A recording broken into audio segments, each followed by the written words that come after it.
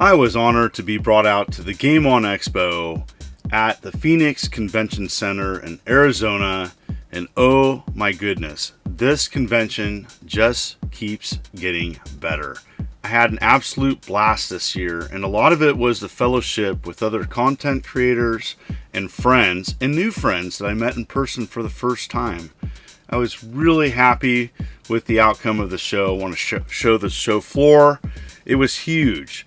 And Game On Expo, if you don't know, is kind of a combination of pop culture, anime, cosplay, professional actors and people in the video game industry, as well as lots of video games. Absolutely huge. It was super packed. I'm showing some footage before it got crazy.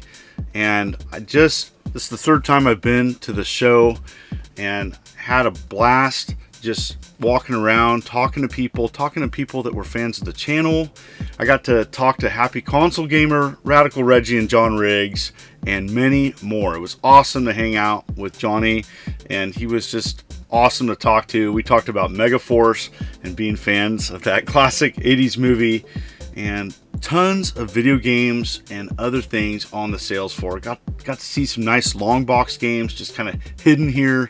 I think that was on aisle 400. There was probably over 100 plus vendors. It was just everything. This guy brought up this really cool hat, coolest hat of the show by far. All the loose pictures from Street Fighter. Oh my gosh. Awesome. Jealous for sure. Great Street Fighter 2 hat. And anyways, getting back, met Tony Cruz, who did an NES programming book. The link is below. And absolutely wonderful gentleman from Tasmania, and just a gem. Hung out with him quite a bit. It was also awesome to be around other Sega enthusiasts, Sega Saturn Dave, as well as Adam Korlick, and we talked Sega. They had a table by us showing off a magazine as well as other things. Sergio Elizondo of Sergio and the Holograms. He did the music for Block'em Sock'em for Genesis and Super Nintendo. Oh my goodness, he's so awesome. Definitely check out his music. And I really want to show these statues in the front of Game On Expo. Just one of my favorites, that Halo statue. Had to put it in here. Chris Tang was there showing off his latest build of Star Harbinger. And you know what? He's just an absolute legend. I geek out every time I see him. He's so awesome to talk to in person. Me and Riggs and Radical Reggie, as well as Smash JT, joined us, and we had a panel, and it was pretty awesome. Some other content creators showed up, including Happy Console Gamer. It was so awesome. It was just great to chat with everybody and talk to fans, and it was a great panel. And just had an absolute blast. And the thing that made this show special was the fellowship with other people. I don't know if it's because I'm getting older, but I really enjoyed just talking to other people, hanging out, having a good time, had a real chill vibe. But, if you went there for video games, systems, consoles, anime, cosplay, comic books, pop culture, you wanted to meet professional actors or people in the video game industry, this show was for you. And it really had a chill vibe too. Everybody was super nice, and I really enjoyed the atmosphere, because it really comes down to, it doesn't really matter how big a show is. It has to have personality, it has to have vibe, and this show nailed it. I really just thought that this year was better than some others, to be honest, about the fellowship and hanging out with people. I didn't come back from the show all fried. I was pumped up and wanted to talk about it on my channel. I do think it's definitely in the top 5 of the US for video game expos and pop culture. It's really growing. John Lester is a great organizer. He's a longtime friend, and he does a great job. He works butt off putting on the show every year. It was St. Patrick's Day on Sunday, so I had to wear my green, and so I chose to wear my embroidered cap. Sorry, this is just a one-off. It's too expensive to produce. But anyways, if you're looking for consoles and systems, there was tons on the sales floor. Old, new, didn't matter. If you're into minis, if you're into whatever, it was there. Lots of different conditions, loose, complete, fixer-uppers, lots of different vendors offering a multitude of things. Now, if you're in arcades and pinball, you were covered as well. 4-player gauntlet there, that was awesome to see. You know, it's such an iconic Atari classic there. In really pretty good shape. Area 51 and you know, was there with a dual cab.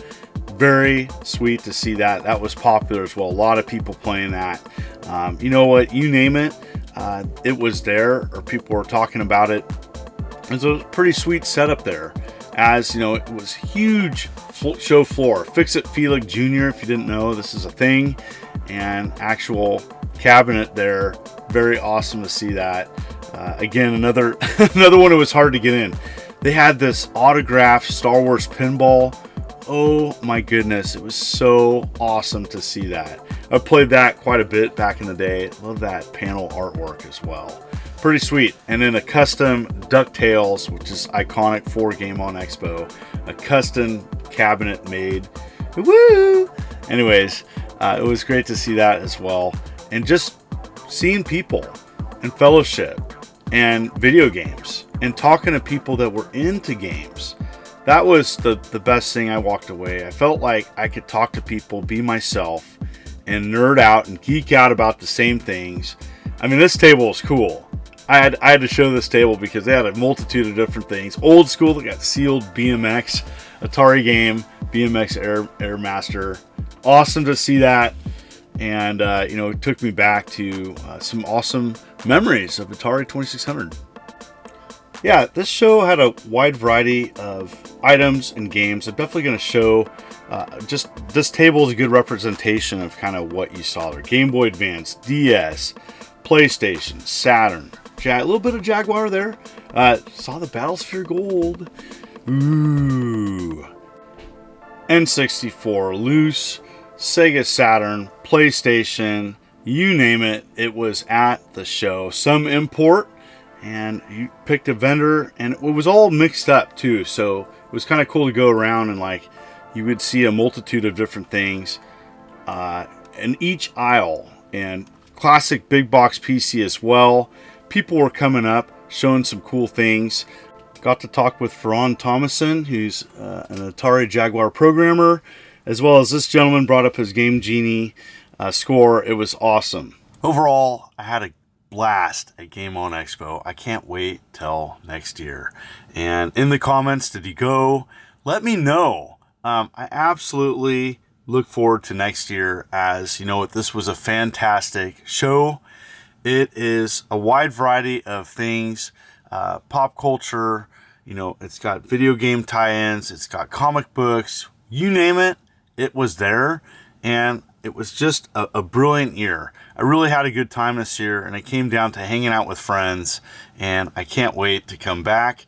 And thank you so much for watching this video. If you like what you see, consider hitting that like and subscribe button and clicking the bell as I'm uploading videos every week. You folks are wonderful and beautiful. Let's keep it positive. This is the Immortal John Hancock, and you take care.